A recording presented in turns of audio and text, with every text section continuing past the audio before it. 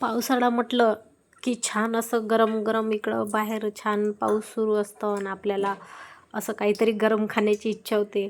आता भजी भजी भजी भजी किती वेळा खाणार आहे, मग त्याच्यात वेगवेगळ्या व्हेरायटीज खायच्या आणि मग मध्येच काहीतरी आणखी दुसरं एखादा मेनू चेंज करायचा. तर असंच आज मी एक नवीन मेनू घेऊन आलेली आहे. तसा हा मेनू सगळ्यांच्याच ओळखीचा आहे आणि सगळ्यांच्याच आवडीचा आहे. तर खास करून लहान मुलांना जास्त आवडते. जसं आधी काही वर्षापूर्वी मॅगीचा ट्रेंड चालू होता, मग मॅगी बंद झाला, आता पास्ता चालू आहे. मुलांना नूडल्स पास्ता ह्या सगळ्या पदार्थ खूप आवडतात. पण मला चला म्हटलं आज मी ठरवलं की पास्ता पहिल्यांदा माझ्या किचनमध्ये आलेली वस्तू आहे ही कितीतरी वर्षाने. तर आज पास्त्याची रेसिपी तुम्हाला देणार आहे मी. त्याआधी तुमच्या सगळ्यांचे बिंदास ममता या चॅनलवर मी ममता आपले हार्दिक हार्दिक हार्दिक स्वागत करते. तर आधी मी 2 वाटी पास्ता घेतलेला आहे आणि ते छान एका भांड्यात मीठ आणि तेल टाकून उकळून घेतलेलं आहे कमीत कमी 10 मिनटं. आणि इकडे मी फोडणीची तयारी करत आहे. काही नाही, कमीत कमी 10 ते 15 मिनटात तो पास्ता बनून रेडी होऊन जातो. तर कढई ठेवलेली आहे गॅसवर, त्यामध्ये छान असं बारीक चिरलेला कांदा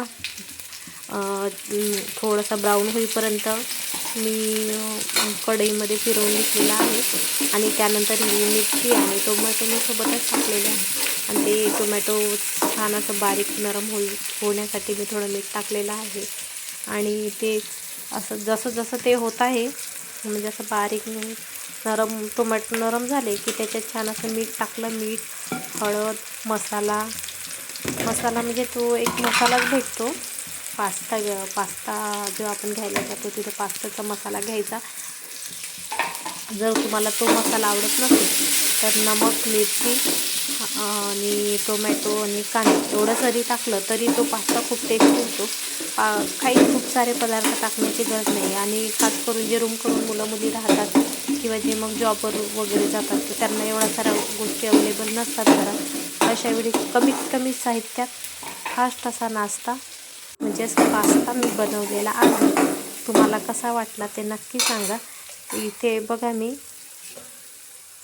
तर इथे पास्ता मी छान जो बाहेर उकळून ठेवलेला होता, म्हणजे मीठ तेल टाकून छान उकडलेला होता तो पास्ता मी. आणि जो काही मटेरियल आहे जसं की कांदे, हिरव्या मिरची आणि टोमॅटो हे छान झालेले होते, मस्त तेलामध्ये फ्राय झाले होते. आणि त्याच्यात मी पास्ता टाकला आहे. त्याच्यात थोडं हळद टाकलं, मीठ टाकलं आणि तुम्हाला जर वाटले तर मिरची पावडर टाकू शकता, पण मी ऑलरेडी 3-4 मिरच्या टाकल्या होत्या.